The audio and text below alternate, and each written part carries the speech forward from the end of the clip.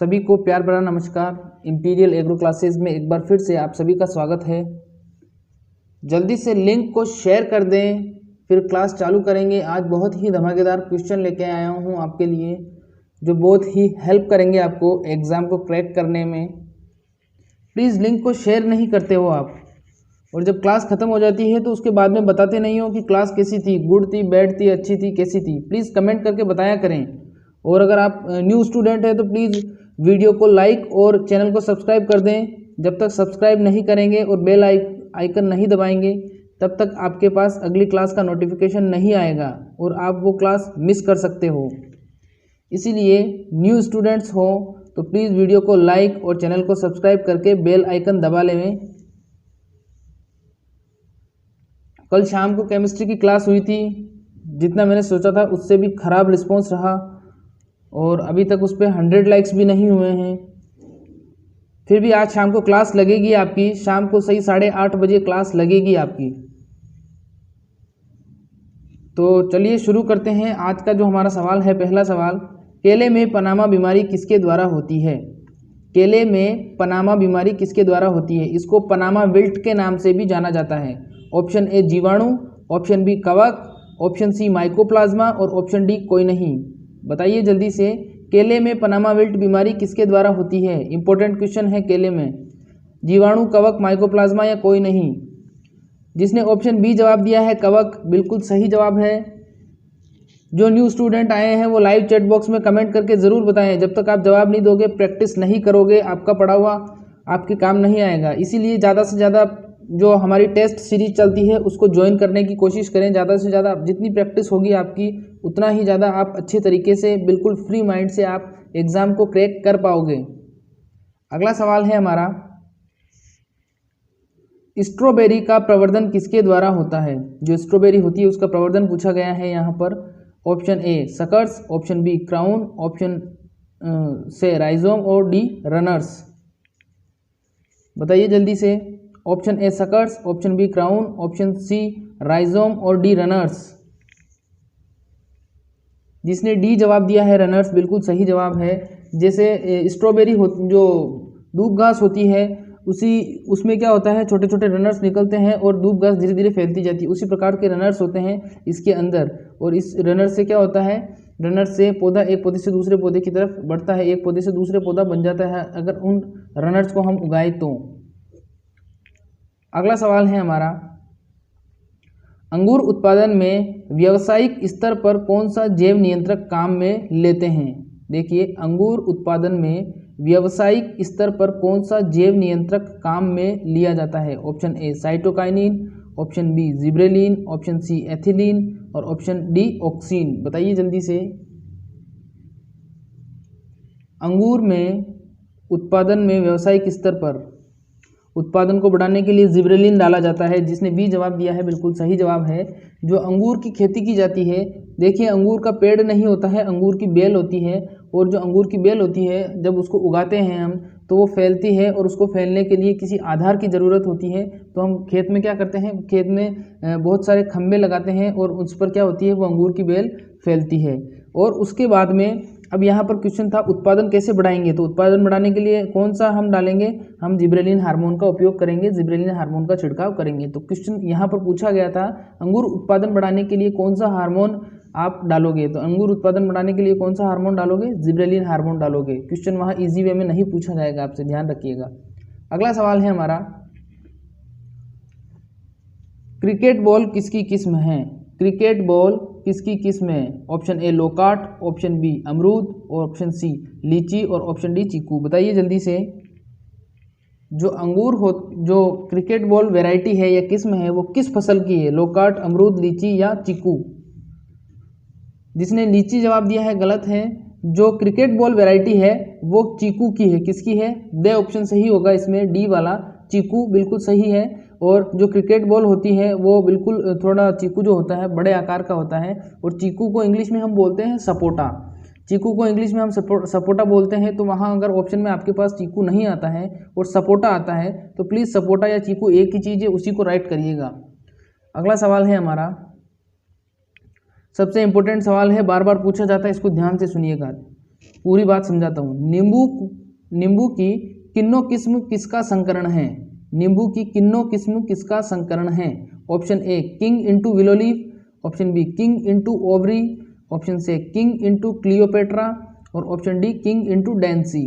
बताइए इसका जवाब ए, बी, सी या डी। बिल्कुल, जिसने ए जवाब दिया है किंग इंटू विलो लीफ बिल्कुल सही जवाब है। जो नींबू की किन्नों किस्म है वो कौन सी किस्म है?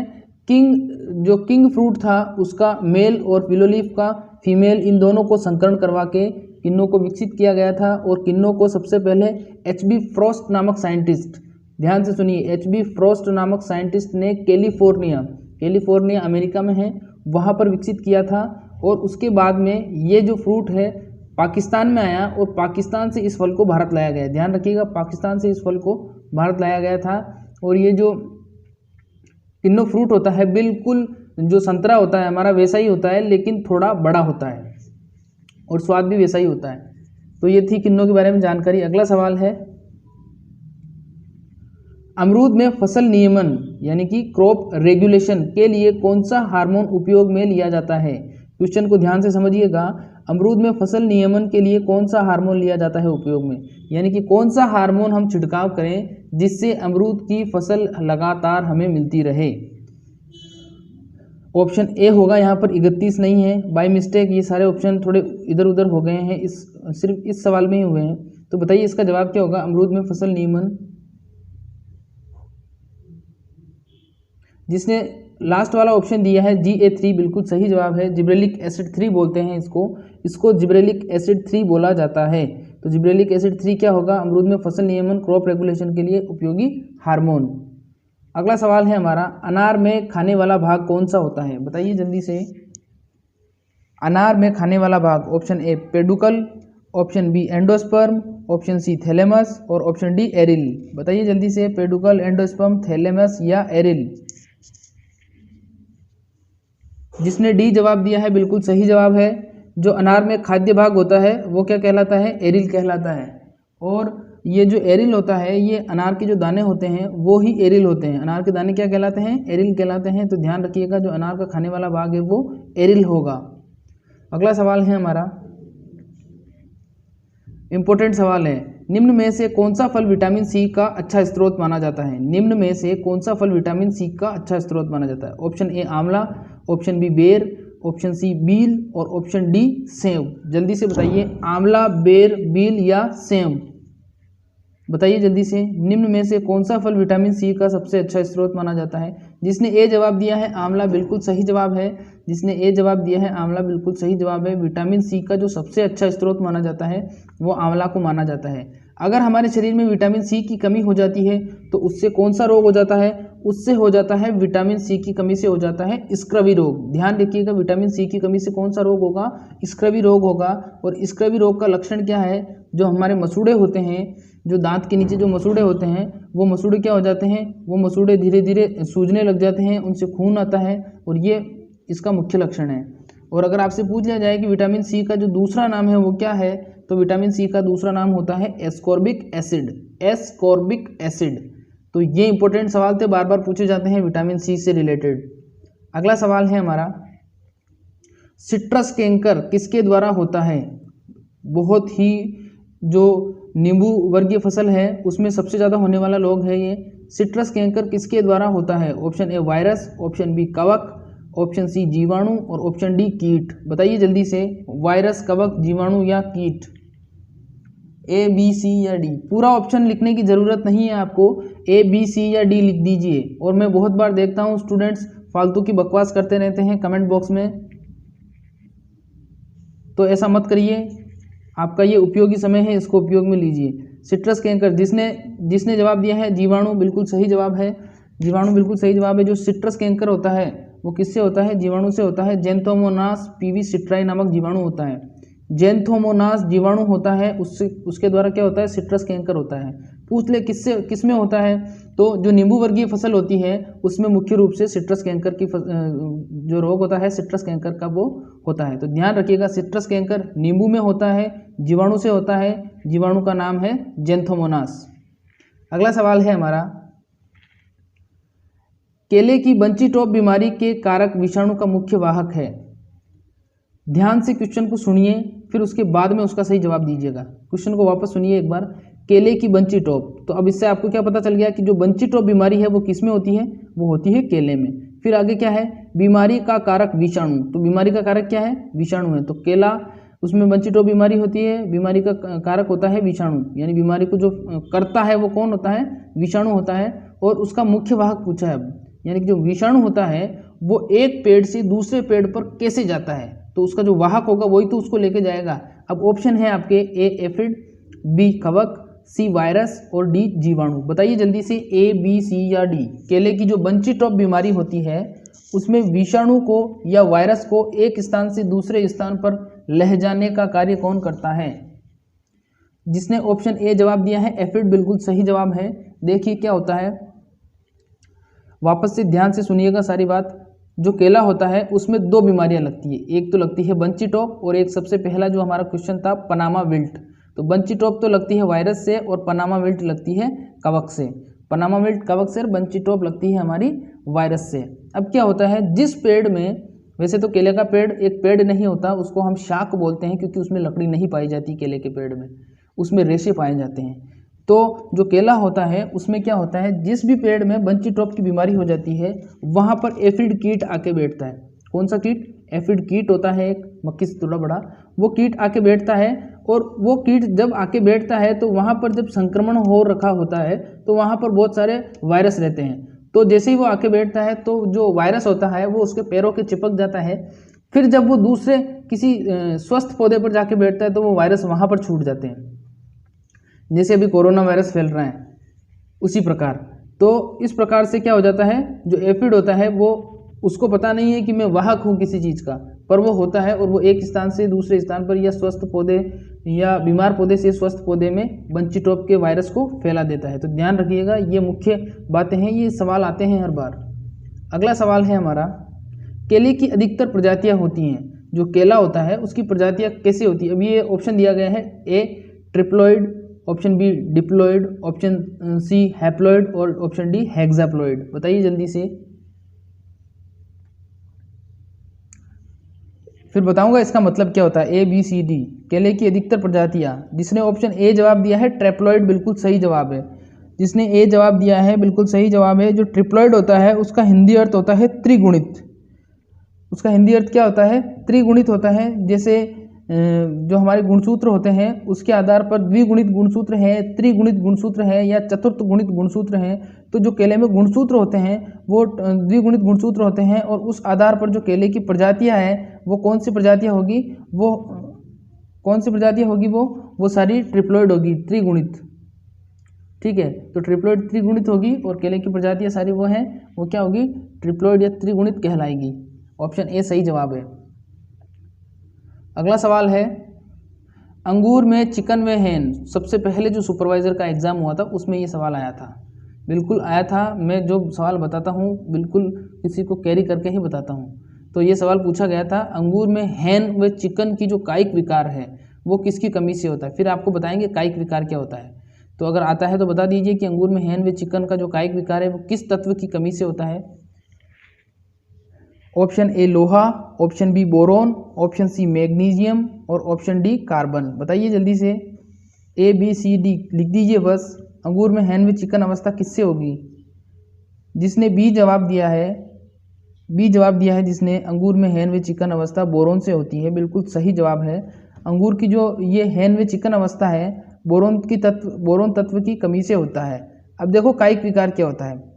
सबसे पहले समझिए, जो कोई भी पेड़ होगा या कोई भी पौधा होगा या कोई भी जीव होगा उसमें तीन प्रकार से उसमें समस्या उत्पन्न हो सकती है। तीन प्रकार कौन कौन से होंगे। सबसे पहला विकार तो ये होगा, या सबसे पहला प्रकार ये होगा कि उसमें किसी प्रकार की कोई बीमारी लग जाए उस पौधे में, तो बीमारी लग गई तो वो एक रोग हो गया।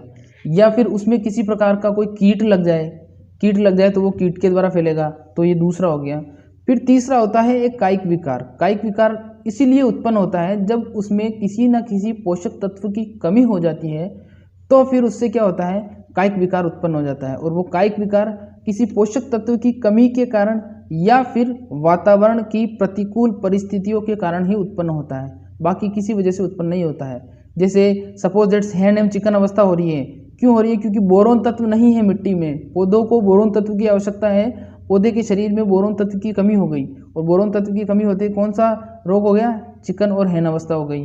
ठीक है, अगर दूसरा कोई, जैसे सपोज दैट कोई दूसरा एग्जांपल लें, जैसे जो आलू होता है, आलू में आपने देखा होगा कभी आप काटते हो तो बाहर से बिल्कुल साफ रहता है, अंदर से क्या होता है, अंदर से वो एकदम काला निकलता है कभी कभी, तो उसको बोलते हैं आलू का काला हृदय रोग। तो वो कैसे हो जाता है? वो इसलिए हो जाता है कि जब ऑक्सीजन की कमी हो जाती है, जड़ क्षेत्रों में ऑक्सीजन की कमी हो जाती है पौधों को, आलू के पौधों को, तो उस अवस्था में क्या होता है, जो जो आलू होते हैं उनके अंदर ये काला सीरा रोग उत्पन्न हो जाता है।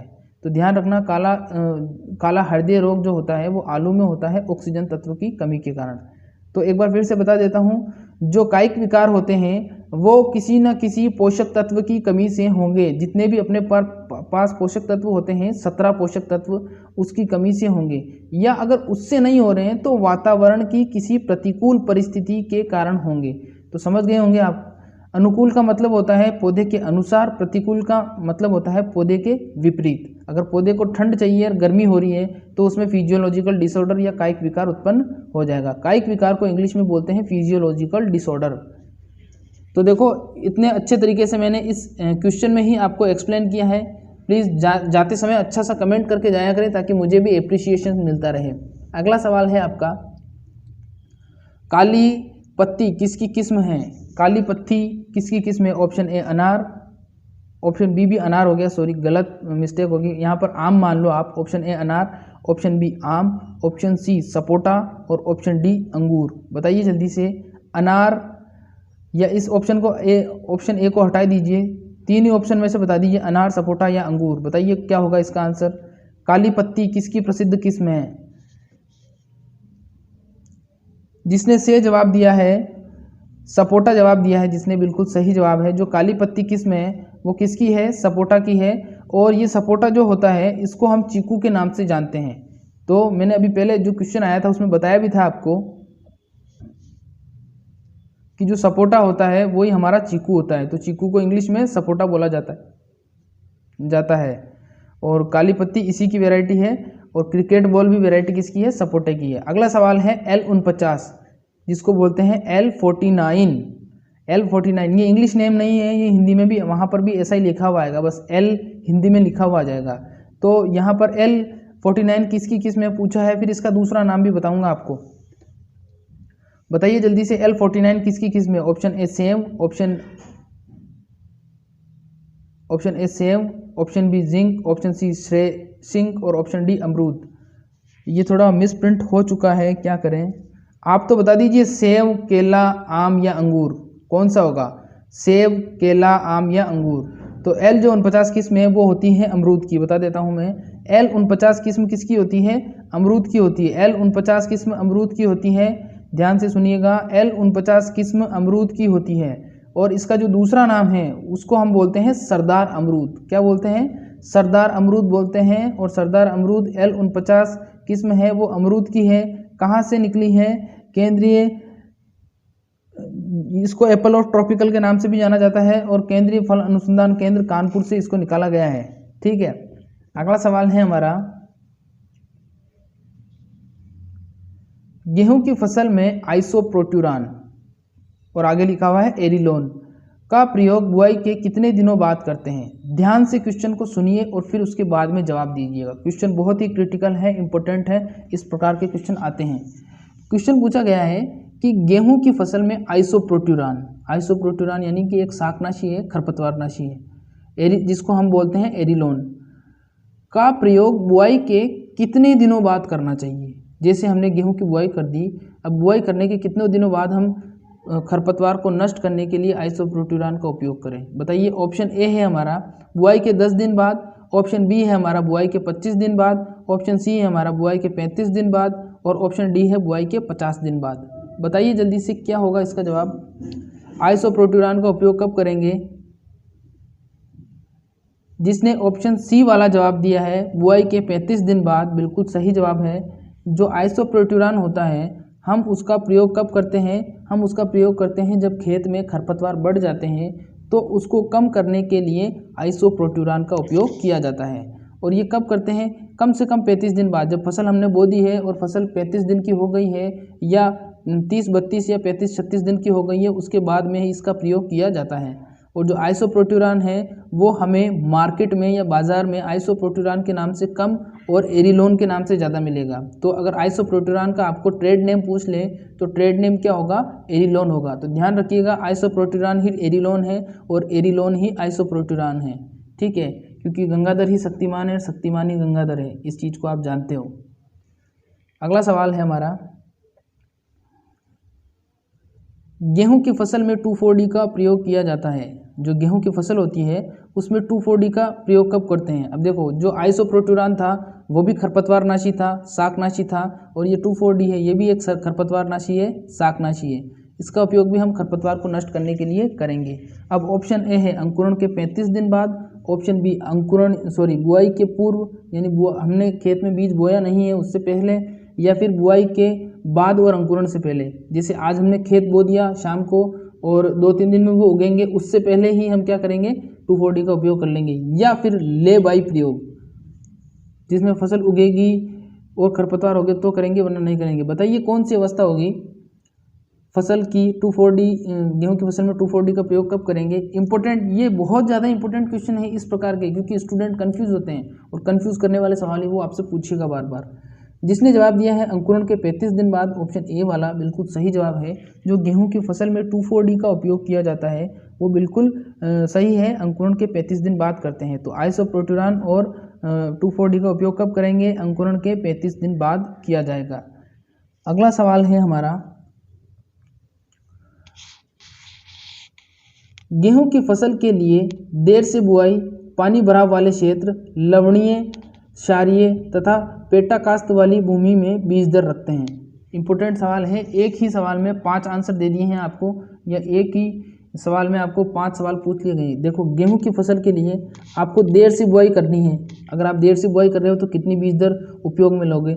पानी भराव वाला क्षेत्र है, खेत में आपके पानी भरता है, तो कितनी बीज दर उपयोग में लोगे? अगर आपकी जो मिट्टी है वो लवणीय है या क्षारीय है तो कितनी लोगे? अगर आपकी जो भूमि है वो पेटाकास्त वाली है तो कितनी बीज दर लोगे? तो इन सब का भी जो जवाब है वो एक ही होगा। बताइए जल्दी से। ऑप्शन ए 100 किलोग्राम प्रति हेक्टर, ऑप्शन बी 125 किलोग्राम प्रति हेक्टर, ऑप्शन सी 150 किलोग्राम प्रति हेक्टर, और ऑप्शन डी है 175 ग्राम प्रति हेक्टर। अब आपको बताना है ए, बी, सी या डी। जिसने बी जवाब दिया है बिल्कुल सही है, और जिसने ए जवाब दिया है उनका सही है, लेकिन कैसे है वो मैं बताऊंगा आपको। तो ऑप्शन बी वाला 125 किलोग्राम प्रति हेक्टर बिल्कुल सही जवाब माना जाएगा। आपका जवाब सही है। अब देखो क्या होता है, गेहूं की जो फसल होती है उसमें देर से बुआई, पानी भराव, लवणीय क्षेत्र, ये सब वाली जो होंगी, इसमें क्या करेंगे हम? बीज दर को थोड़ा ज़्यादा रखेंगे। अब कितना ज़्यादा रखेंगे वो देखो, वो पहले आप जानो सामान्य बीज दर को, तब आपको समझ में आएगा। अब आपसे अगर सवाल पूछा जाता है परीक्षा में कि गेहूं की फसल की बीज दर बताइए, या फिर आपसे पूछा जाता है गेहूं की फसल की सामान्य बीज दर बताइए, तो आपका क्या होगा आंसर? 100 किलोग्राम। गेहूं की फसल की बीज दर पूछी जाती है आपसे, सिर्फ और सिर्फ बीज दर पूछी गई है। ऐसा कुछ भी सवाल में नहीं है कि देर से बुआई, पानी भराव वाला क्षेत्र, या लवणीय है या क्षारीय है। तो आपका आंसर होगा 100 किलोग्राम। और जेट 2012 में ये सवाल पूछा गया था कि गेहूं की सामान्य बीज दर होगी, तो गेहूं की सामान्य बीज दर स्टूडेंट वहां पर 125 किलोग्राम करके आए थे, जबकि 100 किलोग्राम सही थी। तो गेहूं की जो फसल सामान्य बीज दर पूछी जाएगी तो जवाब देना है आपको 100 किलोग्राम। अब किसी भी फसल में आपसे पूछ ले कि जो देर से बुआई कर रहे हैं हम, पानी भराव वाला क्षेत्र है, गेहूं की बात नहीं है, कोई सी भी फसल हो, देर से बुआई कर रहे हैं, पानी भराव वाला क्षेत्र है, या लवणीय है या क्षारीय है या पेटा कास्त वाली है, तो आपको कुछ नहीं करना है, सिर्फ आपको 25% सीड रेट को इंक्रीज करना है, 25% बीज दर बढ़ानी है। जैसे आपको अगर आपसे पूछ लिया जाए कि जो बीज दर है बाजरे की, या आपसे पूछ लिया जाए कि जो जवार की बीज दर है, सपोज दैट वो सामान्य बीज दर 10 किलोग्राम है। अब जवार की सामान्य बीज दर 10 किलोग्राम है, आपको देरी से बुआई करनी है, तो उस 10 किलोग्राम बीज में आपको 25% और ऐड करनी है। तो 10 किलोग्राम का 25% और ऐड किया आपने, तो 10 किलोग्राम का 25% होगा 2.5 किलोग्राम। तो फिर उसमें 2.5 किलोग्राम ऐड कर दिया तो कितना हो गया 12.5 किलोग्राम। तो इस प्रकार से आप किसी भी फसल की देर से बुआई की बीज दर, पानी भराव वाली बीज दर, लवणीय क्षेत्र वाली बीज दर, पेटा काश्त वाली बीज दर सब निकाल सकते हैं। तो ध्यान रखिएगा 25% बीज दर को सिर्फ और सिर्फ बढ़ाना है। 25% बीज दर बढ़ाने से क्या होगा, गेहूं की जो फसल कोई सी भी जो फसल है उसकी देरी से बुआई, पानी भराव वाला क्षेत्र वाली आ जाएगी। ठीक है, कुछ स्टूडेंट ऐसे होते हैं जो ऐसे बोलते हैं कि सर जल्दी चलिए जल्दी चलिए। जल्दी का काम शैतान का होता है। जब तक आप सवाल को समझोगे नहीं, उससे रिलेटेड कॉन्सेप्ट को क्लियर नहीं करोगे, तब तक आप कितने ही क्वेश्चन सोल्व कर लो, बिल्कुल आपके लिए कोई काम का नहीं है वो। इसीलिए डिस्कशन के साथ सोल्व करोगे तो आपको फ़ायदा मिलेगा। अब इसमें मैंने 4 सवाल बताए आपको, चारों इंपॉर्टेंट थे और नॉलेज मिली वो अलग। अगला सवाल है, गेहूं की कौन सी किस्म में 2,4-D का प्रयोग करते हैं? गेहूं की कौन सी किस्म में 2,4-D का प्रयोग नहीं करते हैं पूछा है, ध्यान से सुनिएगा। Option A Sonalika, option B Arjun, option C खाड़चिया 65 और ऑप्शन डी मेघदूत। बताइए जल्दी से, गेहूं की कौन सी किस्म में 2,4-D का प्रयोग नहीं करते हैं?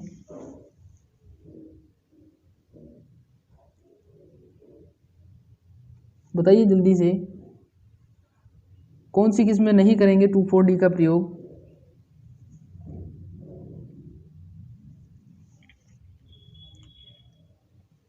जिसने जवाब दिया है अर्जुन, बिल्कुल सही जवाब है। गेहूं की कौन सी किस्म 2,4-D का प्रयोग नहीं करेंगे? अर्जुन में 2,4-D का प्रयोग नहीं करेंगे। क्यों नहीं करते हैं? क्योंकि ये संवेदनशील होती है इसके प्रति, और जैसे ही हम 2,4-D डालते हैं तो खरपतवार तो नष्ट होते ही हैं, परंतु जो गेहूं के पौधे होते हैं, अर्जुन जो गेहूं की किस्म है उसके जो पौधे होते हैं उनको भी नुकसान होता है। तो उनको भी नुकसान होता है और उनकी जो पत्तियों की संरचनाएं होती हैं वो बदल जाती हैं, पत्ता मुरझा जाता है। इसीलिए क्या किया जाता है, गेहूं की जो 2,4-D किस्म है, गेहूं का जो खरपतवारनाशी है 2,4-D, उसको अर्जुन किस्म में हम नहीं डालते हैं। तो ध्यान रखिएगा, अर्जुन HD 2009 इसका दूसरा नाम है। आगे आएगा सवाल, अगला है गेहूं का वानस्पतिक नाम। सबको आता है आपको गेहूं का वानस्पतिक नाम, टिटिकम एस्टिवम इसको बोलते हैं। ध्यान रखिएगा, गेहूं का वानस्पतिक नाम, बहुत सारे स्टूडेंट ऐसे होते हैं जो ओराइजो सेटाइवा को मानते हैं, ओराइजो सेटाइवा नहीं है, गेहूं का वानस्पतिक नाम है टिटिकम एस्टिवम। ठीक है, अगले सवाल की तरफ बढ़ते हैं। देखो और बता देता हूँ, ओराइजा सेटाइवा है जवार का, जिया मेज है मक्का का, और होर्डियम वल्गेर, होर्डियम वल्गेर किसका है? होर्डियम वल्गेर है जवार का। ओराइजा सेटाइवा चावल, जिया मेज मक्का, होर्डियम वल्गेर जवार। अगला सवाल है, गेहूंसा किस प्रकार का खरपतवार है? इंपोर्टेंट सवाल है, गेहूंसा किस प्रकार का खरपतवार है? ऑप्शन ए 1 वर्षीय खरपतवार, ऑप्शन बी द्विवर्षीय खरपतवार, ऑप्शन सी बहुवर्षीय खरपतवार, या ऑप्शन डी इनमें से कोई नहीं। बताइए जल्दी से, ए बी सी या डी, गेहूंसा कौन सा खरपतवार है बताना है आपको। अब इसका अंदाजा आप ऐसे लगा सकते हो, देखो गेहूंसा, सबसे पहले आपको ये पता लगाना है कि गेहूंसा में जो गेहूंसा जो खरपतवार है वो किस फसल का है। तो यहाँ तो सीधा सा दिख रहा है, तो गेहूंसा या गेहूं के जैसा, तो गेहूंसा गेहूं के जैसा नकलची खरपतवार है एक, तो किसकी फसल का है? गेहूं का खरपतवार है। अब आपको पता भी ये भी लगाना है कि गेहूं की फसल हमेशा 1 वर्षीय होती है, द्विवर्षीय तो होती नहीं है, 2 साल तक तो उसको उगी हुई नहीं रहती है वो, तो 1 साल तक ही उगी रहती है। तो खरपतवार भी कौन सा होगा? खरपतवार भी 1 साल का ही होगा। तो ध्यान रखिएगा, जो गेहूंसा होता है उसका जो खरपतवार होता है गेहूंसा, वो 1 वर्ष का होता है, या उसका जीवन काल 1 वर्षीय होता है। तो समझ गए होंगे गेहूंसा का जीवन काल कितने साल का होगा? 1 वर्ष का होगा। अगला सवाल है, गेहूं की सोनालिका किस्म में लोक 1 के पौधे बिना पोए उग जाए तो कौन सा खरपतवार कहलाएगा? अब ध्यान से सुनिए इस क्वेश्चन को, क्या पूछा है इसमें। हमने गेहूं की सोनालिका किस्म को खेत में उगा लिया, लेकिन कुछ पौधे, कुछ प्रतिशत, लगभग 1% पौधे लोक 1 किस्म के भी बिना बोए ही उग गए। अब जो गेहूं की हमारी मुख्य फसल है सोनालिका, उसके अंदर लोक 1 का पौधा क्या कहलाएगा? किस प्रकार का खरपतवार कहलाएगा? ऑप्शन ए निरपेक्ष खरपतवार, ऑप्शन बी सापेक्ष खरपतवार, ऑप्शन सी अवांछित खरपतवार, और ऑप्शन डी नकलची खरपतवार। ए बे से या दे, ए बे से दे, बताइए जल्दी से, ABCD क्या जवाब होगा?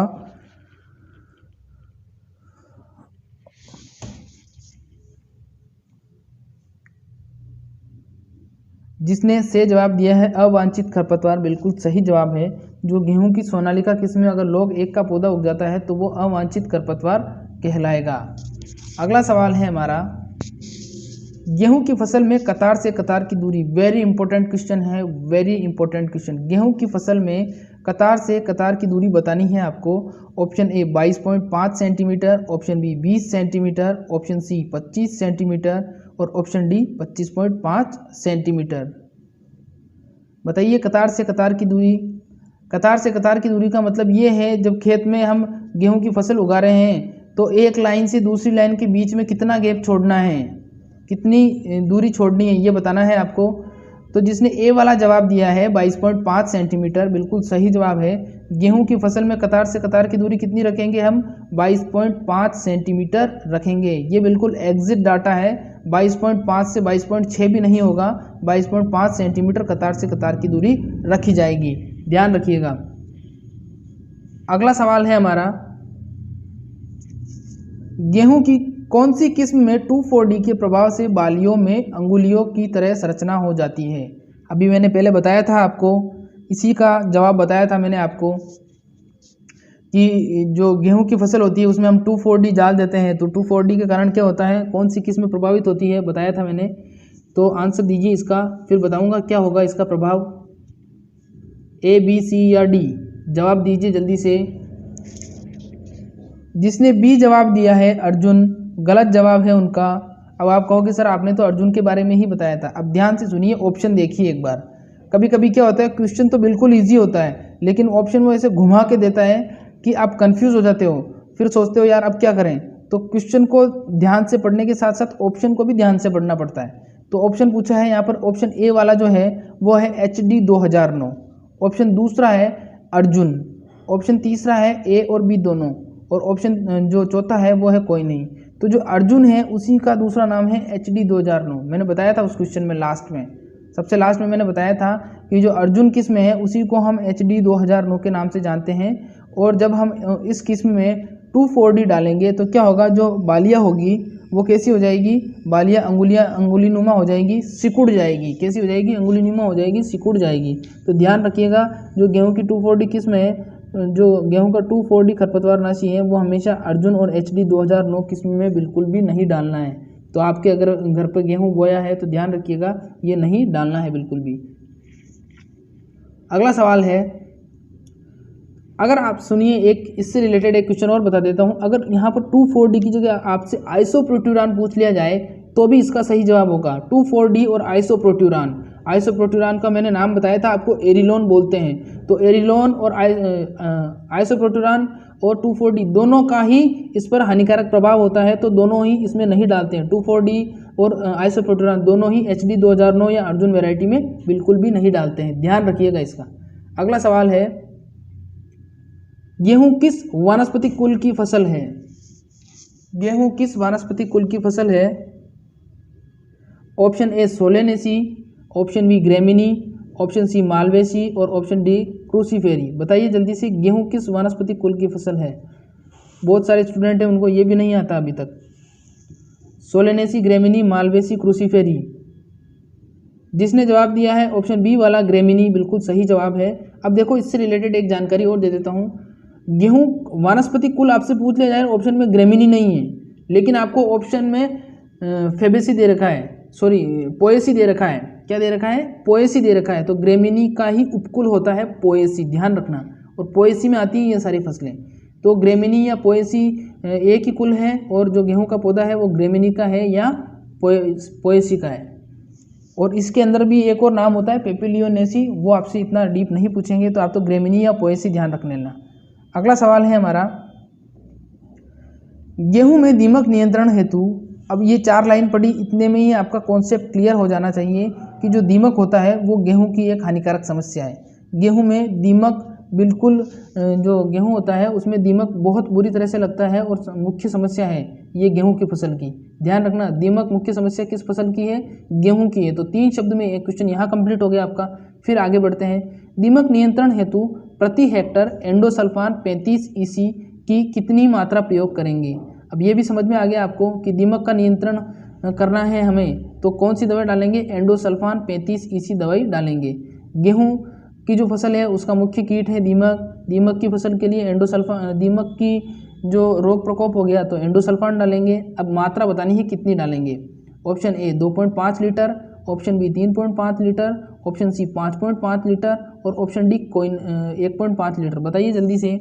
2.5 लीटर, 3.5 लीटर, 1.5 लीटर और 5.5 लीटर। बताइए जल्दी से क्या होगा इसका जवाब।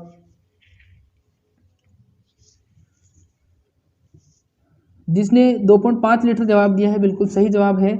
जो गेहूं की फसल होती है, गेहूं की फसल में दीमक जब लग जाता है तो 2.5 लीटर की मात्रा में हम घोल बनाते हैं एंडोसल्फान का और उसका छिड़काव करते हैं।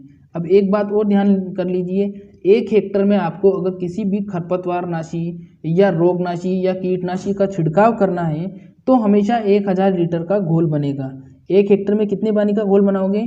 1 हेक्टर में 1000 लीटर पानी का घोल बनाओगे। अगर आपसे पूछ लिया जाता है कि 1 हेक्टर में क्षेत्रफल या एरिया कितना होता है तो 1 हेक्टर में एरिया या क्षेत्रफल होता है 10,000 वर्ग मीटर। 10,000 वर्ग मीटर। अगर एकड़ में पूछा जाता है तो एकड़ में होगा 2.47 एकड़, 2.47 एकर्स। अगर आपसे बीघा में पूछा जाता है तो आपको जवाब देना है 4.5 बीघा। तो इतना नहीं पूछता है लेकिन फिर भी ये नॉलेज में होना जरूरी है। तो देखिए एक क्वेश्चन में 5-5 क्वेश्चन कंप्लीट करवा रहा हूँ मैं आपको। ध्यान से पूरी क्लास को अटेंड करना। कुछ ना कुछ यहाँ से सीख कर ही जाओगे, कुछ ना कुछ क्या बहुत कुछ सीख कर ही जाओगे यहाँ से। और फालतू टाइम वेस्ट करना है तो अभी जा सकते हो। अगला सवाल है, गेहूं में संकरी पत्ती वाले खरपतवार को किस खरपतवार नाशी द्वारा नियंत्रित किया जाता है? क्वेश्चन को ध्यान से सुनिए एक बार। गेहूं में हमें जो संकरी पत्ती वाले खरपतवार हैं वो उग गए हैं। अब उनको किस खरपतवार नाशी द्वारा नियंत्रित करना है? क्योंकि जो खरपतवार नाशी होते हैं वो लगभग 2-3 प्रकार के होते हैं। चौड़ी पत्ती वाले अलग, संकरी पत्ती वाले अलग और छोटी पत्ती वाले अलग, बड़ी पत्ती वाले अलग। इस प्रकार के खरपतवार नाशी होते हैं। अब गेहूं की फसल में हमें क्या करना है? संकरी पत्ती वाले खरपतवार नाशी को नष्ट करना है। ऑप्शन ए 2,4-D है, ऑप्शन बी आइसोप्रोट्यूरान है, ऑप्शन सी दोनों और ऑप्शन डी कोई नहीं। ए, बी, सी या डी? बताइए जल्दी से। बताइए जल्दी से क्या होगा इसका जवाब। जिसने आइसोप्रोट्यूरान जवाब दिया है बिल्कुल सही जवाब है। जो संकरी पत्ती वाले खरपतवार होते हैं उनको नियंत्रित करने के लिए आइसोप्रोट्यूरान का उपयोग किया जाता है। किसका उपयोग करेंगे हम? आइसोप्रोट्यूरान का उपयोग करेंगे। आइसोप्रोट्यूरान। और चौड़ी पत्ती का नाम आएगा तो 2,4-D, ध्यान रखना। चौड़ी पत्ती का नाम आए तो 2,4-D और संकरी पत्ती का नाम आए तो आइसोप्रोट्यूरान। और इस प्रकार का सवाल आएगा आपके जेट में। अगला सवाल है, गेहूं में सिंचाई की सबसे महत्वपूर्ण क्रांतिक अवस्था पूछी है यहाँ पर। बताइए। इससे रिलेटेड मैं 4 सवाल बताऊंगा आपको भी। गेहूं में सिंचाई की सबसे महत्वपूर्ण क्रांतिक अवस्था है। ऑप्शन ए शीर्ष जड़ जमने पर, ऑप्शन बी फूल आते समय, ऑप्शन सी दूधिया अवस्था और ऑप्शन डी दाना पकते समय। ऑप्शन ए, बी, सी और डी। यहाँ पर डी नहीं है, कोई बात नहीं, डी ही समझे आप इसको। अब बताइए शीर्ष जड़ फुटान, फिर बताऊंगा आपको क्रांतिक अवस्था क्या होती है और इसके बारे में सारी जानकारी दूंगा। जिसको आता है जवाब दे दीजिए। जिसने ए जवाब दिया है शीर्ष जड़ जमने पर, बिल्कुल सही जवाब है आपका। जो गेहूं में सिंचाई की मुख्य क्रांतिक अवस्था होती है वो अवस्था होती है शीर्ष जड़ जमने पर, जिसको हम इंग्लिश में बोलते हैं CRI स्टेज। क्या बोलते हैं? CRI स्टेज बोलते हैं। अगर आपसे पूछ लिया जाए ये कितने दिनों में आती है तो इसका जवाब होगा 21 दिनों में आती है। अगर आपसे पूछ लिया जाए कि इसमें पत्तियां कितनी होती हैं तो पत्तियां उस अवस्था में कितनी होती है? 2 से 3 पत्तियां होती हैं। ठीक है, अब बता देता हूँ। देखो क्रांतिक अवस्था क्या होती है। क्रांतिक अवस्था का मतलब होता है कोई ना, जो भी पौधे होते हैं हमारे उनको जल की आवश्यकता होती है। ठीक है, उनको किसकी आवश्यकता होती है? जल की आवश्यकता होती है। लेकिन एक स्थिति ऐसी आती है जब अगर उनको आपको सिंचाई जल आपने उनको उपलब्ध नहीं करवाया तो वो पौधा क्या हो जाएगा? बिल्कुल नष्ट हो जाएगा, सूख जाएगा, डेड हो जाएगा, मर जाएगा। तो वो ही अवस्था जब पौधे को सबसे ज़्यादा मात्रा में पानी की आवश्यकता होती है वो अवस्था क्रांतिक अवस्था कहलाती है। अगर उस समय आपने उसको पानी नहीं दिया तो पौधा क्या हो जाएगा? मर जाएगा या सूख जाएगा। तो समझ गए आप, शीर्ष जड़ फुटान बोलते हैं जो गेहूं की अवस्था होती है उसको, और क्रांतिक अवस्था भी समझ गए होंगे। तो एक्सप्लेन करते हुए चलूँगा, सारे कॉन्सेप्ट क्लियर करते हुए चलूँगा। ज़्यादा से ज़्यादा ऑनलाइन आने की कोशिश कीजिए आप। अगला सवाल है, गेहूं के आटे में कौन सी प्रोटीन पाई जाती है? बताइए जल्दी से। गेहूं के आटे में कौन सी प्रोटीन पाई जाती है? ऑप्शन ए केसीन प्रोटीन, आप ये इनको मत देखिए, ये थोड़े गलत प्रिंट हो चुके हैं आज। Option A casein protein, option B gluten protein, option C albumin और ऑप्शन डी जीन प्रोटीन। बताइए जल्दी से ए बी सी या डी। ए है केसीन, बी है ग्लूटीन, सी है एल्ब्यूमिन और डी है जीन। बताइए जल्दी से ए बी सी डी। जिसने जवाब दिया है बी वाला ग्लूटीन प्रोटीन, बिल्कुल सही जवाब है। गेहूं में पाई जाने वाली प्रोटीन कौन सी होगी? ग्लूटीन प्रोटीन होगी।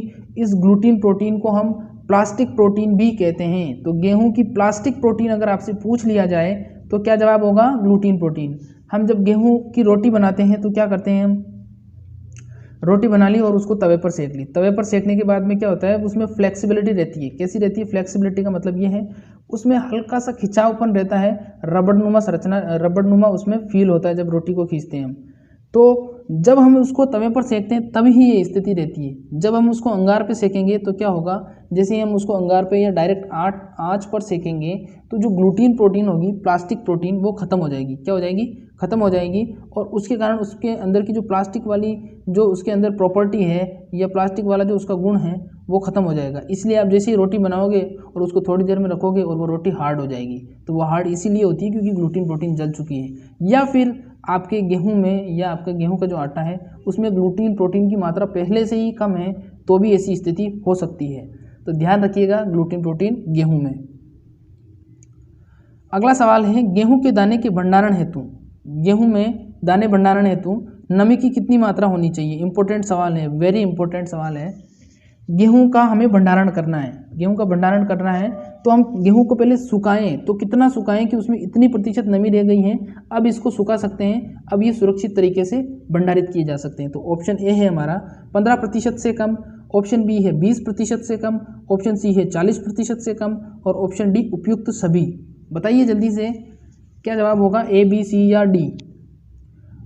15% से कम रखेंगे नमी, 20% से कम रखेंगे, 10% से कम रखेंगे या कोई सा भी रख सकते हैं। जिसने ए जवाब दिया है 15% से कम, बिल्कुल सही जवाब है। से जवाब दिया है 10% से कम, बिल्कुल सही जवाब है। गेहूं का जब हम भंडारण कर रहे हैं या दानों का भंडारण कर रहे हैं तो उस स्थिति में हमेशा जो नमी की मात्रा रखी जाएगी वो कितनी रखी जाएगी? 10% से कम। जब तक 10% से कम दाने में नमी नहीं रह जाती तब तक उनको भंडारित नहीं करना है, वरना खराब होने की आशंका रहती है। अगला सवाल है गेहूं की फसल में लगने वाला रोग बताना है आपको। गेहूं की फसल में लगने वाला रोग, ऑप्शन ए रोली रोग, ऑप्शन बी अनावर्त कंडवा रोग और ऑप्शन सी मोलिया रोग और ऑप्शन डी है उपयुक्त सभी। ये उपयुक्त सभी यहाँ आएगा। आप ऑप्शन पर ध्यान मत दीजिए, मैं जो सुन रहा हूँ और मैं जो इंडिकेट कर रहा हूँ उस पर ध्यान दीजिए। तो गेहूं की फसल में लगने वाला मेन रोग कौन कौन सा है? गेहूं की फसल में लगने वाले रोग बताने हैं आपको कौन कौन से हैं? रोली रोग, अनावर्त कंडवा, मोलिया या option D, A B C D. जिसने डी जवाब दिया है बिल्कुल सही जवाब है, बिल्कुल सही जवाब है। गेहूं की फसल में लगने वाला रोग कौन सा होगा? गेहूं की फसल में लगने वाला रोग होगा रोली रोग, अनावर्त कंडवा और मोलिया रोग। तो ध्यान रखिएगा रोली, अनावर्त और मोलिया तीनों ही कहाँ लगते हैं? तीनों ही गेहूं की फसल में लगने वाले रोग हैं। अगला सवाल है हमारा गेहूं की फसल में गेहूंसा का पाया जाना निम्न में से किस प्रकार के खरपतवार का उदाहरण है? बताइए जल्दी से।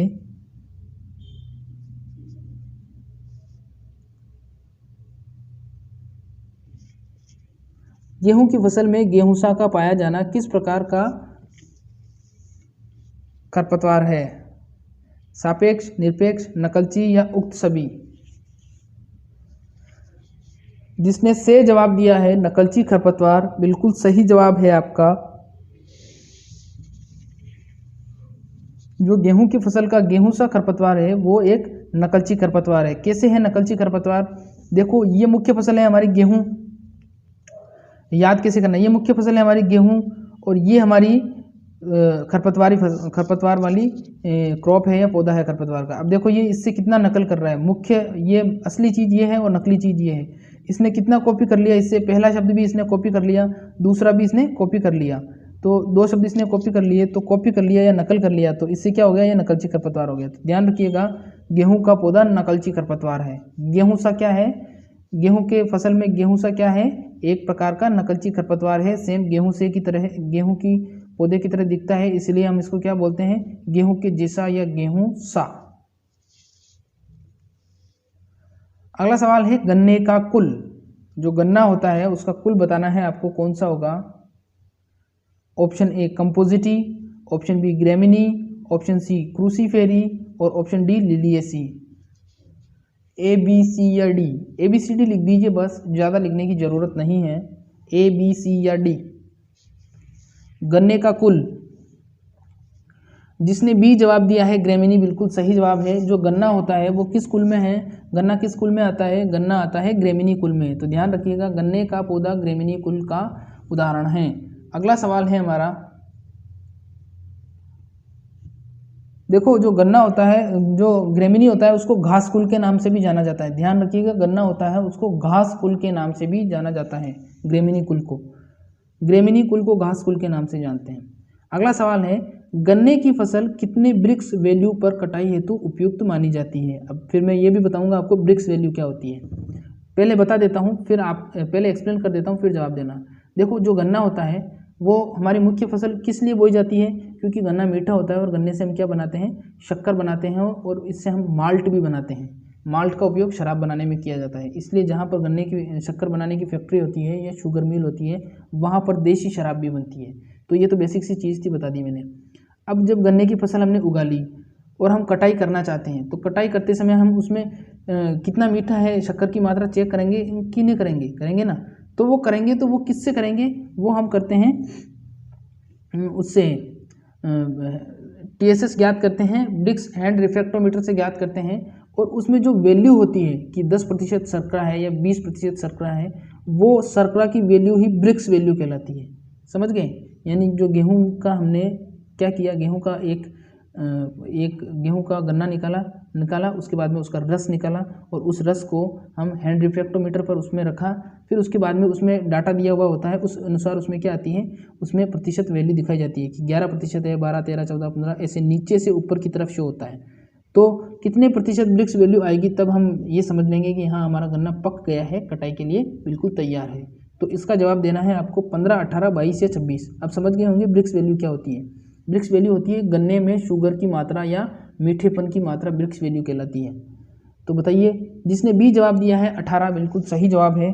गन्ने की फसल कितने ब्रिक्स वैल्यू पर काटी जाती है, गन्ने की फसल ब्रिक्स वैल्यू 18 पर काटी जाती है, ब्रिक्स वैल्यू 18 पर काट ली जाती है। देखो शक्कर जो होती है हमारी, चीनी, वो दो चीज़ों से बनाई जाती है, एक बनाई जाती है गन्ने से और एक बनाई जाती है चुकंदर से, एक गन्ने से और एक चुकंदर से। तो ध्यान रखिएगा, जो शक्कर या चीनी होती है वो गन्ने से और चुकंदर से बनाई जाती है। अगला सवाल है, गन्ने की प्रति हेक्टर औसत पैदावार कितनी प्राप्त होती है। गन्ने की प्रति हेक्टर औसत पैदावार बतानी है आपको। ऑप्शन ए 150 से 200 टन, ऑप्शन बी 250 से 300 टन, ऑप्शन सी 100 से 120 टन और ऑप्शन डी 300 से 350 टन। बताइए जल्दी से, गन्ने की प्रति हेक्टर औसत पैदावार बतानी है आपको, एक हेक्टर में कितनी पैदा होती है। जिसने सी जवाब दिया है 100 से 120 टन बिल्कुल सही जवाब है। जो गन्ने की प्रति हेक्टर पैदावार होती है वो 100 से 120 टन होती है। ध्यान रखिएगा, 100 से 120 टन पैदा होती है गन्ने की। अब पूछ लिया जाए कि गन्ने की बीज दर, तो गन्ने की बीज दर में ध्यान रखिए 40,000 इंटरनोड्स। इंटरनोड्स क्या होते हैं, देखो जो गन्ना होता है हमारा, उसमें आपने देखा होगा नीचे वाली जो कलियां होती हैं वो बड़ी होती है, लेकिन जैसे जैसे गन्ना ऊपर जाता है तो ऊपर वाली जो कलियां होती है वो पतली होती है, कमज़ोर होती है। लेकिन उसमें क्या होता है, उसमें हार्मोन्स और अंकुरण के गुण ज़्यादा पाए जाते हैं। तो जो गन्ना होता है उसकी ऊपर वाली जो 3 कलियां होती हैं, उन्हीं कलियों को हम गन्ने के बीज के रूप में उपयोग में लेते हैं। तो अब 1 हेक्टर में कितने उपयोग में लेंगे, 1 हेक्टर में 3 आँख वाले 40,000 टुकड़े, 1 हेक्टर में 3 आँख वाले 40,000 टुकड़े। एक टुकड़े में 3 आँख होनी चाहिए, यानी 3 पार्ट होने चाहिए उसके। और ऐसे हम कितने उगाएंगे, 1 हेक्टर में 40,000 टुकड़े उगाएंगे। तो समझ गए होंगे आप 40,000 टुकड़े। और अगर आपको पूछ लिया जाए कि गन्ना जो होता है वो किस कुल का है, तो आपको पता ही है ग्रेमिनी कुल का है। लोग इसको अलग कुल का समझ लेते हैं, ग्रेमिनी कुल का है। ध्यान रखिएगा, ग्रेमिनी को हम घास कुल भी बोलते हैं, पोएसी भी बोलते हैं, पेपिलियोनेसी भी बोलते हैं। क्वेश्चन वहाँ पर घुमा के ऐसे आएगा, फिर कहोगे आप सर क्या करूं, मैंने तो पढ़ा नहीं, बताया ही नहीं सर ने तो बताया था बेटा, लेकिन आपका ध्यान नहीं था, आपका ध्यान उस समय चैटिंग पर था। आप उस समय लाइव चैट बॉक्स में बातें कर रहे थे जब सर बता रहे थे, तो इसलिए मैं बता रहा हूँ, तो ध्यान से सुनो। फिर वहाँ पर पंखे की ताड़ियाँ गिनोगे कि 10 है या 12 है या 18 है। अगला सवाल है, गन्ने की कटाई के समय ग्लूकोज की कितनी मात्रा होनी चाहिए? गन्ने की कटाई के समय ग्लूकोज की कितनी मात्रा होनी चाहिए? ऑप्शन ए 0.1%, ऑप्शन बी 0.5% से कम, ऑप्शन सी 0.5% से ज़्यादा और option D 1%। A B C D बताइए जल्दी से। कटाई में ग्लूकोज की मात्रा 0.1%, 0.1%, 0.5% से ज़्यादा, 0.5% से कम या 1%। जिसने बी ऑप्शन दिया है 0.5% से ज़्यादा, बिल्कुल सही जवाब है आपका। ठीक है, तो गन्ने में कटाई की मात्रा कितनी होनी चाहिए? 0.5% या उससे ज़्यादा होनी चाहिए, तब हम काटते हैं। जितना ग्लूकोज होगा उतना मीठा होगा। अगला सवाल है, गन्ने की बुआई ट्रेंच विधि से करते हैं। गन्ने की बुआई ट्रेंच विधि से करते हैं। ट्रेंच विधि क्या होती है? देखो, मैंने बताया था आपको, हम गन्ने में क्या करते हैं, गन्ने के टुकड़े काम में लेते हैं, टुकड़े काम में लेते हैं। तो अब उनको उगाएंगे तो उसको किस में उगाएंगे? हम ट्रेंच में उगाएंगे। ट्रेंच क्या होती है? ट्रेंच होती है नालियाँ। तो हम खेत में क्या कर देते हैं? नालियाँ खोद देते हैं। तो ट्रेंच विधि से करते हैं। क्यों करते हैं, इसका कारण बताना है आपको। अंकुरण क्षमता बढ़ाने के लिए, फसल गिरावट को कम करने के लिए, टिलरिंग की क्षमता बढ़ाने के लिए या उत्पादकता बढ़ाने के लिए। बताइए जल्दी से, ए बी सी डी क्या जवाब होगा? अंकुरण क्षमता, फसल गिरावट, टिलरिंग या उत्पादकता। तो जवाब होगा इसका, फसल को गिरने से रोकने के लिए, फसल गिरावट को कम करने के लिए हम क्या करते हैं? हम उसको उगाते हैं खाई के अंदर या ट्रेंच या नालियों के अंदर। ट्रेंच को खाई बोलते हैं, नालियाँ भी बोल सकते हैं। तो ध्यान रखिएगा, जो गन्ने की बुआई करते हैं वो उसकी अंकुरण वो उसकी फसल गिरावट को कम करने के लिए की जाती है। अगली सवाल है हमारा,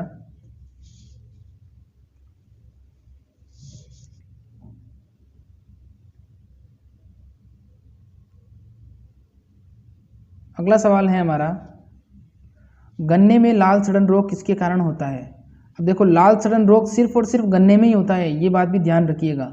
लाल सड़न रोग सिर्फ और सिर्फ गन्ने में ही होता है। जैसे बंची टॉप और पनामा विल्ट जो रोग हो रहे थे, वो मुख्य रूप से पनामा विल्ट और बंची टॉप सिर्फ और सिर्फ नींबू में हो रहे थे। तो लाल सड़न रोग किसमें होगा? गन्ने में होगा। अब गन्ने में लाल सड़न रोग किसके कारण होता है बताना है आपको। ऑप्शन ए विषाणु, ऑप्शन बी जीवाणु, ऑप्शन सी फफूंद और ऑप्शन डी शैवाल। बताइए जल्दी से, A B C D, A B C या डी।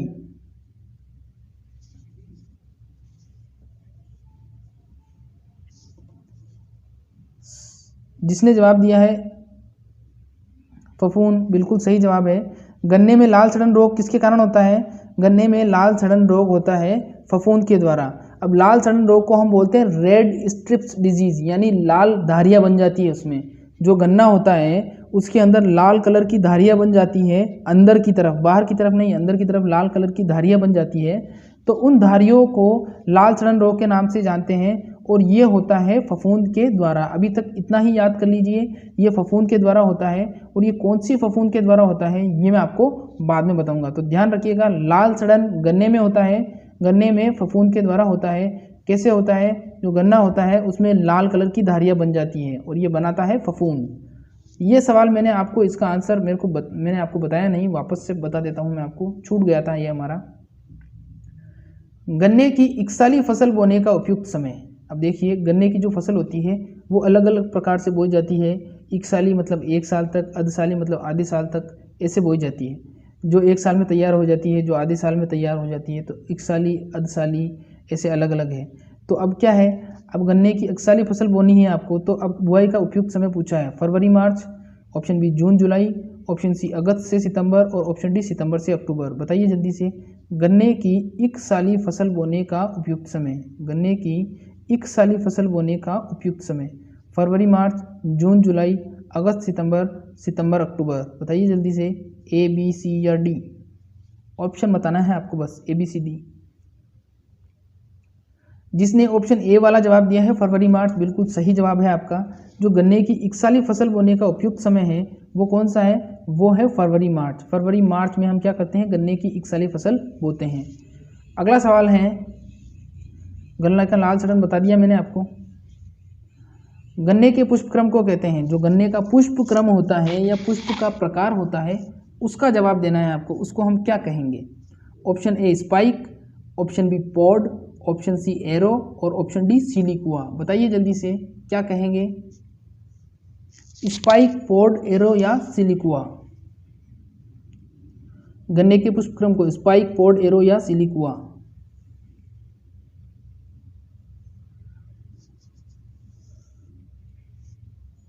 जिसने एरो जवाब दिया है ऑप्शन से वाला बिल्कुल सही जवाब है। गन्ने के पुष्पक्रम को एरो के नाम से जानते हैं।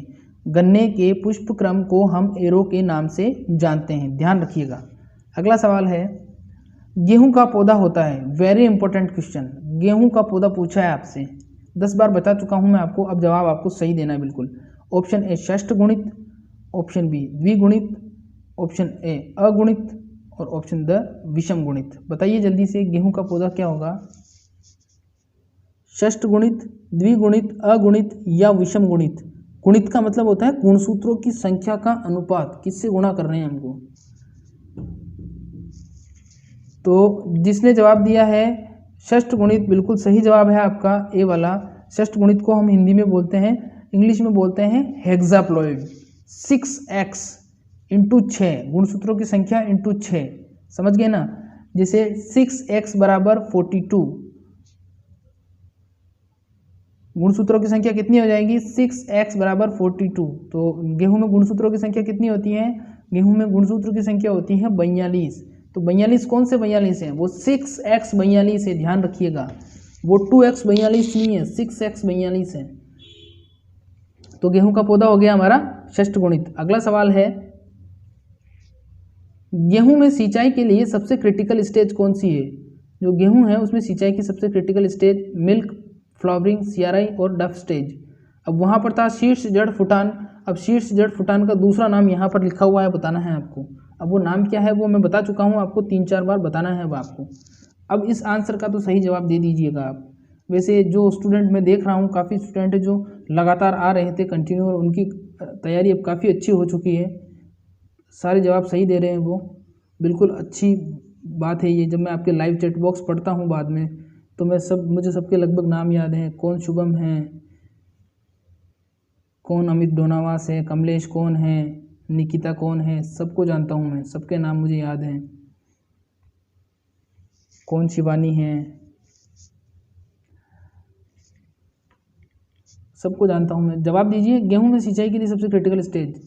ऑप्शन ए, बे, से और दे। जिसने से वाला जवाब दिया है, सी वाला CRI स्टेज, बिल्कुल सही जवाब है। CRI स्टेज, गेहूं में सिंचाई के लिए सबसे क्रिटिकल स्टेज कौन सी है, CRI स्टेज, जिसको इंग्लिश में हम बोलते हैं क्राउन रूट इनिशिएशन। इसकी फुल फॉर्म जो है वो क्या है, क्राउन रूट इनिशिएशन स्टेज। अगला सवाल है, गेहूं के खेत में फेलेरिस माइनर की रोकथाम के लिए कौन सा खरपतवारनाशी काम में लेंगे। क्वेश्चन को ध्यान से सुनिए, गेहूं के खेत में फेलेरिस माइनर की रोकथाम के लिए कौन सा लेंगे, ब्यूटाक्लोर, आइसोप्रोट्यूरान, पेंडीमेथिलीन और उपरोक्त सभी। बताइए जल्दी से ABCD। फेलेरिस माइनर, तो देखिए जिसने बी जवाब दिया है आइसोप्रोट्यूरान, बिल्कुल सही जवाब है, चाहे आपने तुक्के में दिया हो या आपको आता हो। अब देखिए कैसे हुआ ये, जो गेहूं का खेत होता है उसमें एक खरपतवार उगता है गेहूंसा, और उसका वैज्ञानिक नाम है फेलेरिस माइनर।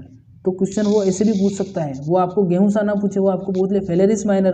तो फेलेरिस माइनर आपने पढ़ा होगा तभी तो जवाब दोगे आप। तो फेलेरिस माइनर को किससे नियंत्रित करेंगे, आइसोप्रोट्यूरान से। अगर आपसे दलहनी फसलों की खरपतवार को नियंत्रित करने को कहा जाता है और आपको रसायन का चुनाव करने के लिए कहते हैं, तो आप रसायन का चुनाव करिएगा पेंडीमेथिलीन। दलहनी फसलों में मुख्य रूप से कौन सा डालते हैं, फ्लूक्लोरेलिन, जिसको पेंडीमेथिलीन भी कहते हैं। फ्लूक्लोरेलिन और पेंडीमेथिलीन 2 अलग अलग दवाइयाँ हैं, इन्हीं को हम क्या करते हैं, दलहनी फसलों में खरपतवार नियंत्रित के लिए डाला जाता है। और आइसोप्रोट्यूरान आप सब जानते ही हो, गेहूं में डालेंगे।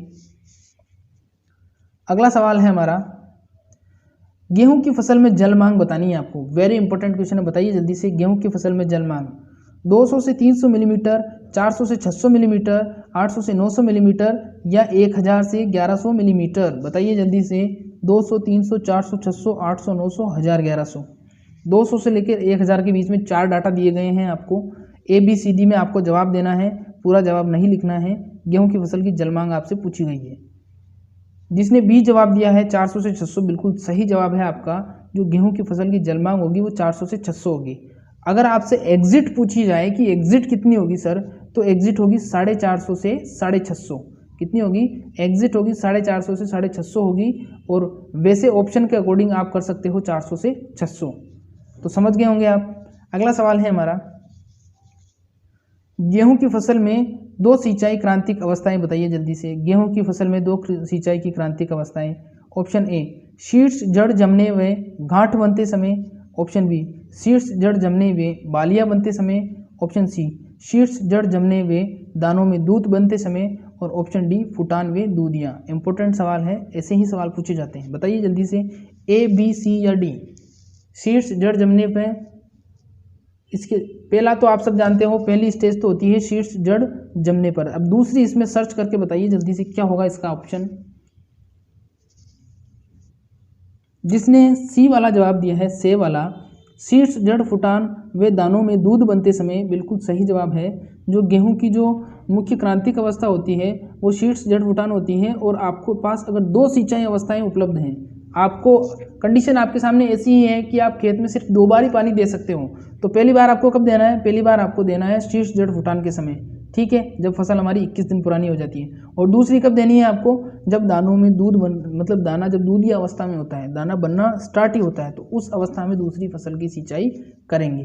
तो समझ गए होंगे आप 2 अवस्था में कब कब करेंगे। अगला सवाल है,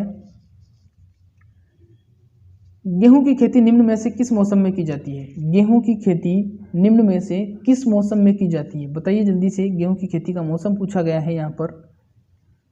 option A, rabi. Option B, kharif. Option C, rabi या खरीफ। और ऑप्शन डी, रबी खरीफ। बताइए जल्दी से।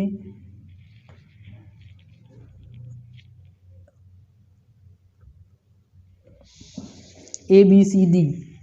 जिसने ए जवाब दिया है रबी, बिल्कुल सही जवाब है आपका। रबी नहीं, रबी। गेहूं की खेती निम्न में से किस मौसम में करेंगे हम? रबी की फसल है गेहूं, ध्यान रखिएगा, रबी के मौसम में हम गेहूं को उगाते हैं। अगला सवाल है, गेहूं जो, जी नहीं है, जो है, जो व राई पर तने की रस्ट रोली नामक रोग के रोगाणु किस खरपतवार पर शरण लेते हैं? अब इस क्वेश्चन को ध्यान से सुनिएगा, समझ में आएगा बिल्कुल अच्छे तरीके से। एक तो फसल है हमारी गेहूं, और गेहूं का एक छोटा भाई होता है, आप जानते हो सब, जो, और उसी का एक चाचेरा भाई होता है जिसको हम बोलते हैं जई। ये तीनों लगभग एक ही जैसे पौधे होते हैं और इनका लगभग कुल भी एक ही है, और इनकी जो पौधे के बाह्य लक्षण होते हैं वो भी लगभग एक ही होते हैं। तो इनके तने पर एक रोली रोग होता है, जिसको इंग्लिश में, हिंदी में रोली और इंग्लिश में हम रस्ट बोलते हैं। और ये रोली होती है पीली रोली, काली रोली और सफ़ेद रोली, 3 रोली होती है। अब इसमें क्या दिया गया है क्वेश्चन में कि जो रोली होता है, रोली नामक रोग का जो रोगाणु होता है वो किस खरपतवार पर शरण लेता है? क्योंकि पूरी साल तो खरपतवार पूरे साल तो फसल हमारी उगी हुई नहीं रहेगी। फसल तो हमारी लगभग 6 से 8 महीने में कंप्लीट हो जाएगी। फिर वो 3-4 महीने तक वो क्या करेगा? वो अपना गुजारा कैसे चलाएगा? तो वो उस समय वो क्या करता है, वो कौन सी खरपतवार पर चला जाता है? इसका जवाब देना है आपको। ऑप्शन ए, कांस। ऑप्शन बी, गोखरू। ऑप्शन सी, हिरणकुरी। और ऑप्शन डी, जंगली जई। अब जवाब देना है आपको। जिसने जवाब दिया है जंगली जई, बिल्कुल सही जवाब है, जंगली जई पर चला जाएगा। तो अब देखो क्या होता है, एक पौधा होता है गेहूं, उसका छोटा भाई हो गया जो, और उसका चाचा का लड़का हो गया जई। अब इस जई के चाचा का, पापा का या फूफा का लड़का है, वो है जंगली जई। जंगली जई भी बिल्कुल कैसा होता है? जई के जैसा होता है, लेकिन इसके जो गुणवत्ता होती है, गुण होते हैं, वो बिल्कुल खराब होते हैं, इसलिए इसको जंगली श्रेणी में रखा गया है। तो जब तक ये तीनों पौधे उगे हुए नहीं रहेंगे तब तक ये जंगली जई पे काम चला लेगा, अपना यहाँ से कुछ प्राप्त कर लेगा। फिर जैसे ही इस फसल की ऋतु आएगी या मौसम आएगा, फिर क्या करेगा? वापस से ये गेहूं जो जई पे आ जाएगा और क्या करेगा? फसलों को नुकसान पहुंचाएगा। तो ये है हमारा बेसिक कॉन्सेप्ट। इसी तरीके से मैं पढ़ाता हूँ, आपको बताइएगा लास्ट में क्लास खत्म हो तब कि मैं कैसे पढ़ाता हूँ। अगला सवाल है हमारा, गेहूं के पुष्प क्रम को क्या कहते हैं? गेहूं के पुष्प क्रम को पूछा है आपको, क्या कहते हैं बताइए जल्दी से। गेहूं का पुष्प क्रम क्या कहलाएगा? पोड कहलाएगा, ईयर कहलाएगा, पेनिकल कहलाएगा या सिलिकुआ कहलाएगा? पोड, ईयर, पेनिकल या सिलिकुआ? जिसने बेजवाब दिया है ईयर, बिल्कुल सही जवाब है। गेहूं के पुष्प क्रम को हम ईयर के नाम से जानते हैं। पोड क्या होता है? पोड तो फलियां होती है। फलियां कहाँ होती है? फलियां होती है लेग्यूमिनेसी कुल में। लेग्यूमिनेसी कुल में कौन कौन सी फलियां होती हैं? उसमें होती है मूंगफली और मूंग की फली और चमले की फली, और इसके बाद में उड़द की, फिर मोट की, फिर चने की, फिर अरहर की, फिर मटर की। तो ये सारी पोड जो होगा, पोड तो होगा हमारा दलहनी में। और अगर आपसे पूछ लिया जाए कि गेहूं का पुष्पक्रम, तो गेहूं का पुष्पक्रम हो जाएगा हमारा ईयर। अगला सवाल है हमारा, गेहूं के खेत में गेहूंसा का पाया जाना कौन सा? ये बार बार इसको छोड़ो, आ चुका है ये। गेहूं के खेत में चना, सरसों, मटर का पौधा उग जाए तो उसे किस प्रकार का खरपतवार कहेंगे? ध्यान से सुनिए, अब क्वेश्चन में क्या पूछा है आपसे। गेहूं का खेत है लेकिन उसमें चना उग गया या सरसों उग गया या मटर का पौधा उग गया। अब असली में तो ये खरपतवार होते नहीं हैं, ये होते हैं पौधे लाभदायक। लेकिन जब वो पौधा खेत के गेहूं के खेत में उगा हुआ है तब वो खरपतवार ही कहलाएगा। और वो किस टाइप का खरपतवार कहलाएगा, ये आपको जवाब देना है। ऑप्शन ए निरपेक्ष खरपतवार, ऑप्शन बी सापेक्ष खरपतवार, ऑप्शन सी नकलची खरपतवार और ऑप्शन डी अवांछित खरपतवार। तो देखो, नकलची खरपतवार तो होगा नहीं, क्योंकि इसके जो पौधे होते हैं वो गेहूं की तरह नकलची नहीं होते हैं, मतलब गेहूं के पौधे की तरह नहीं दिखते हैं, तो नकलची खरपतवार तो होगा नहीं है। फिर दूसरा, 3 ऑप्शन बचे हैं, निरपेक्ष, सापेक्ष और वांछित। अब आप जवाब दीजिए कौन सा होगा। जिसने सापेक्ष जवाब दिया है बिल्कुल सही जवाब है। सापेक्ष क्यों होंगे? ये सापेक्ष लगभग इसी के समय उगने वाले पौधे होते हैं, और ये क्या होते हैं, ये नुकसान नहीं करते हैं। और इसी के साथ भी हम क्या ले सकते हैं, गेहूं की फसल के साथ इनकी भी उपज हम ले सकते हैं। इसके सापेक्ष गति करने वाले, वृद्धि करने वाले होते हैं, इसलिए इनको सापेक्ष श्रेणी में रखा गया है। ध्यान रखिएगा, सापेक्ष खरपतवार है, खरपतयार नहीं है। यार तेरा देसी कलाकार सुपरस्टार। अगला सवाल, गेहूं में बोनेपन का जीन है। गेहूं जो होता है उसमें बोनेपन का जीन बताना है आपको। नोरिन 10, डीजीवू जीन, लर्मा 64 या सोनारा 64? बताइए जल्दी से। गेहूं में बोनेपन का जीन, गेहूं में बोनेपन का जीन बताना है आपको। नोरिन 10, डीजीवू जीन, लर्मा 64 या सोनारा 64? बताइए जल्दी से। जिसने जवाब दिया है ऑप्शन ए वाला नोरिन 10, बिल्कुल सही जवाब है। गेहूं में बोनेपन का जीन कौन सा होगा? गेहूं में बोनेपन का जीन होगा नोरिन 10। नोरिन 10 के कारण ही क्या होता है, गेहूं का जो पौधा होता है वो लंबा नहीं बढ़ता है, बोना रह जाता है। लेकिन प्राचीन समय में जब हम खेती करते थे, जब हरित क्रांति नहीं आई थी भारत में, तो 1960-70 से पहले की बात है। वैसे तो हरित क्रांति की शुरुआत 1966 और 67 में हुई थी, तो 66-67 में हुई थी। उसी के बाद में ये जो गेहूं के पौधे हैं ये बोने होने लगे थे, उससे पहले लंबे होते थे। तो लंबे, उससे पहले लंबे क्यों होते थे? क्योंकि नोरिन 10 जीन उसमें डाला ही नहीं तो पौधा तो लंबा बढ़ेगा। और उनकी जो हाइट होती थी वो ज्वार और बाजरा की जो फसल होती है उसके बराबर जितनी थी। तो ध्यान रखिएगा, गेहूँ का जो पौधा होता है उसका जो बोनापन का जीन होता है वो नोरिन 10 होता है। गेहूँ का वानस्पतिक नाम पूछ लिया जाए तो ट्रिटिकम एस्टिवम है। कुल पूछ लिया जाए तो ग्रेमिनी, पेपिलियोनियसी, फेबेसी घास कुल है, ठीक है। और फेबेसी नहीं है, पोएसी है। और अगर आपसे पूछ लिया जाए कि जो गेहूं का पौधा है उसका नकलची खरपतवार कौन सा है, तो गेहूं के पौधे का नकलची खरपतवार है गेहूंसा, ठीक है। अब एक छोटी सी आपसे रिक्वेस्ट है, प्लीज़ वीडियो को, अगर आप नए यूज़र हैं, नए स्टूडेंट हैं, तो प्लीज़ वीडियो को लाइक कर दीजिए, चैनल को सब्सक्राइब भी करिएगा और एक अच्छा सा कमेंट वहाँ पर छोड़ कर जाइएगा। और हमारी क्लास रोज़ाना, मैंने टाइम चेंज कर दिया है, अब पहले 11 बजे थी, अब उसको 11:30 बजे कर दिया है, क्योंकि कुछ स्टूडेंट है वो आ नहीं सकते हैं, तो सिर्फ थोड़ा सा टाइम शिफ्ट किया है। तो सुबह 11:30 बजे और शाम को 8:30 बजे क्लास कंटिन्यू लगेगी, सुबह एग्रीकल्चर और शाम को बायोलॉजी की। तो प्लीज़ ज़्यादा से ज़्यादा लाइव आइए, जितने ज़्यादा लाइव आओगे आप उतना ही ज़्यादा आपको अच्छा कंटेंट और रेगुलर कंटेंट तो मैं वैसे भी प्रोवाइड करवाता ही हूँ, चाहे 10 स्टूडेंट आए या 5 आए या 2 आए, मैं पढ़ाता ही हूँ आपको। तो इसीलिए बस मैं इतना कुछ कर रहा हूँ, आप थोड़ा सा अपना सपोर्ट दिखाइए। प्लीज़ चैनल को ज़्यादा से ज़्यादा सब्सक्राइब करिए, सब्सक्राइब करवाइए, अपने स्टूडेंट से, अपने मित्र से कहिए कि सब्सक्राइब करें इसको और लाइव क्लास में आएँ। और आज के लिए बस इतने ही क्वेश्चन थे। आज मैंने क्लास का टाइम थोड़ा बढ़ाया है कल इससे भी ज़्यादा और करेंगे, फिर परसों इससे भी ज़्यादा करेंगे। तब तक के लिए आप सभी को नमस्कार। घर पर रहिए, सुरक्षित रहिए।